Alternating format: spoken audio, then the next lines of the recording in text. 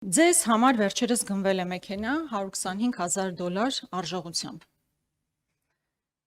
Ուզում եմ հասկանալ, դուք այս որոշման մեջ մասնակցություն ունեցել եք, թե չէ։ Ձեզ մոտ հարց առաջացել է, ինչու է օրինակ $125,000 մեքենա, օրինակ ոչ թե $80,000։ Տիկին Գրիգորյան, մեքենան ձեռք չի բերվում Արփինե Սարգսյան անձի համար։ Մեքենան ձեռք է բերվում ներքին գործերի նախարարի պաշտոնը զբաղեցնող անձի համար եւ վստահ տեղյակ եք, որ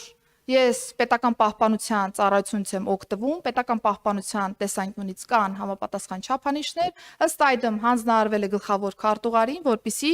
այն ժամանակահատվածի հաշվառմամբ, որը անցել է, դրա տրամաբանության մեջ նոր մեքենա ձեռք բերվի եւ մրցույթը կազմակերպվել է։ Ինձ համար, եթե ստանդարտներին համապատասխանողը ձեր նշած գնի շրջանակներում է, ուրեմն այդ գնի շրջանակներում պիտի ձեռք բերվեր մեքենան։ Եթե ստանդարտին համապատասխան լիներ այլ գնի շրջանակներում ձեռք բերվող մեքենա, բնականաբար դա կլիներ տրամաբանականը եւ ես չեմ հետաքրքրվել թե ինչ գնով, ինչ չափանիշներով եւ մնացյալով, որովհետեւ գործ ունեն գնման գործընթացի հետ, որտեղ վստահաբար ոչ իրավաչափ տեխնիկական առաջադրանք չի ներկայացվել նախարարության կողմից մրցույթի։ Շնորհակալություն։